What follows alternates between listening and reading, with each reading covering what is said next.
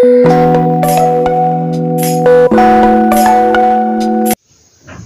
నమస్తే అండి. ఈరోజు నేను చిక్కుడుకాయ వంకాయ ముద్దకూర అనమాట. అది ఎలా చేయాలో దానికి కావాల్సిన పదార్థాలు చేసే విధానం చూద్దామండి. ఇది వంకాయ చిక్కుడుకాయ ముద్దకూర అంటుంది. దాన్ని చేసే విధానం చూద్దామండి. వంకాయ చిక్కుడుకాయకి కావాల్సింది తెల్ల వంకాయలు ఇలా చిన్న ముక్కలు చేసుకుని ఉంచుకోవాలి. చిక్కుడుకాయని ఇలాగా పీచు తీసేసి ఇవి కూడా ముక్కలు చేసి ఉంచుకోవాలి. దానికి కావాల్సిన పోపు పదార్థాలు శనగపప్పు, మినపప్పు, ఆవాలు, ఎండుమిర్చి, తగినంత ఉప్పు, తగినంత నూనె. ముందుగా ఈ ముక్కలు బాగా కడుక్కొని ఆల్రెడీ నేను కడిగి పెట్టాను. ఇవన్నీ కుక్కర్లో వేసి ఉడకబెట్టుకోవాలి. ఒక 2 విజిల్స్ వస్తే సరిపోతుంది. వంకాయలు కూడా 1-2 సార్లు కడిగి శుభ్రం చేసుకోవాలి, లేకపోతే కర్రీ ఉంటుందన్నమాట. దీంట్లో ఈ కూరలో చింతపండు వేయరు, పసుపు వేయరు, కరివేపాకు కూడా వేయాలి.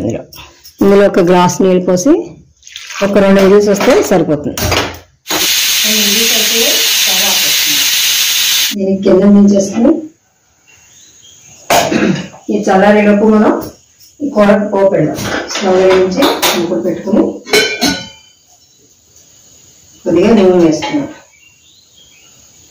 నూనె వేడెక్కుతుంది. మనం తీసుకున్న శనగపప్పు, మినపప్పు, ఆవాలు, ఎండుమిర్చి, ఇది పోపు వేగిపోయింది.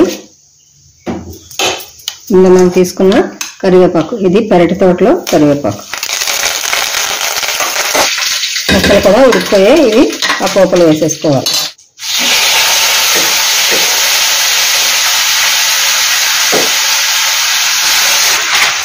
ఉడికిన ముక్కల్ని పోపులో వేసేసుకున్నాం. ఇది బాగా మెత్తగా దగ్గరగా ఇలాగా తింపేసుకోవాలి. ఇప్పుడు ఇందులో తగినంత ఉప్పు కూడా వేస్తున్నాను. ఉప్పు ఇది చూసి వేసుకోవాలి. కమ్మటి కూర కాబట్టి మరీ ఎక్కువ ఉప్పు పట్టదు.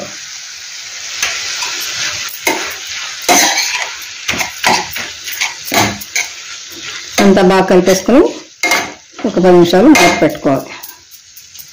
అందులో నీరు అని అంటే ఇంకుతుంది అనమాట.